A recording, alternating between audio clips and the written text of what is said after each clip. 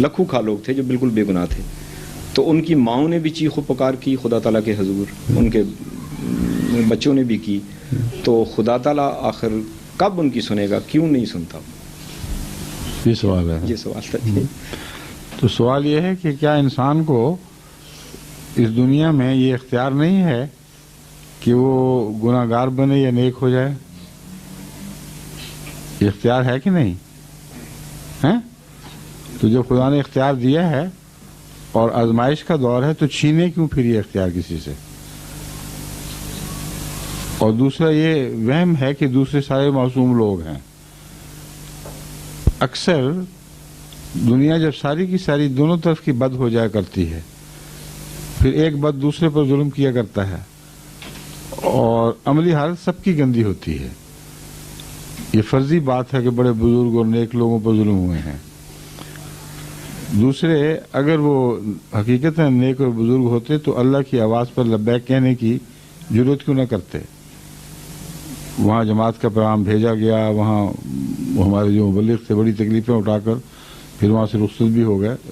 بڑی ابتدا کی بات ہے, قوم نے توجہ نہیں کی.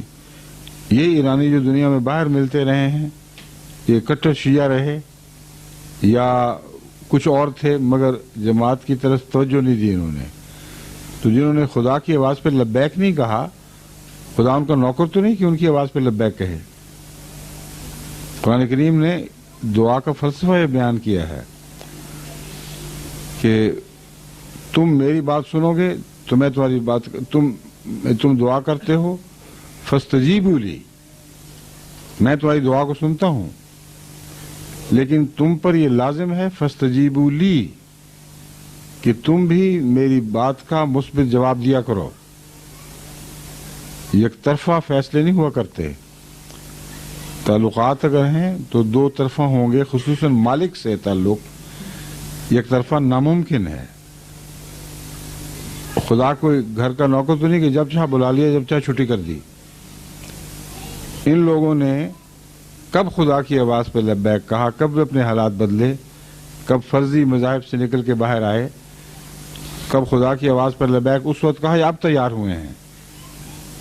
ان کی ساری زندگی بتا رہی ہے اور ان کا دہریہ ہونا بتا رہا ہے کہ پہلے بھی خدا سے کوئی تعلق نہیں تھا. یہ ساری باتیں قابل غور ہیں. کائنات کے نقشے کو سمجھا جائے, اللہ تعالیٰ نے انسان کو اس کی آزمائش کے لیے اس دور میں آزاد رکھا ہے. جب آزاد رکھا ہے تو اس میں ظلم بھی ہوں گے. ان ظلموں کے نتیجے میں اگر وہ بندے جن پر ظلم ہوں وہ خدا کے بندے ہوں تو اللہ پھر اپنی طرف سے اس کی جوابی کارروائی کرتا ہے, ضرور کرتا ہے. جو نہ ہوں ان وہ نہیں کرتا. یہ قانون ہے. پاکستان میں دیکھیں کیسی جوابی کارروائی خدا تعالیٰ کی طرف سے ہو رہی ہے. جب یہ شروع میں انہوں نے ظلم کیے جماعت پر تو وہ خطبہ آپ دوبارہ سنیں تو حیران رہ جائیں گے کہ کس طرح لفظاً وہی ہوا ہے. میں نے کہا تم ایک دوسرے کو مدد کے پکارو گے, کوئی تمہاری مدد کو نہیں آئے گا, تمہاری ساری قوم پھٹ جائے گی. تم مظالم کرو گے ایک دوسرے پر, کوئی نہیں تمہاری سنے گا. اور تم سمجھتے ہو کہ تمہارے یہ جرائم بغیر سزا کے چلے جائیں گے, ہو ہی نہیں سکتا. یہ وہ کسی نے وہ دوبارہ خدا سن کے مجھے کہا کہ وہ حیران رہ گیا ہے. ایک ایک لفظ, ایک ایک نقشہ بین ہی اسی طرح ہوا ہے جیسا کہ آغاز کے خطبات میں نے پاکستان کو متنبع کیا تھا.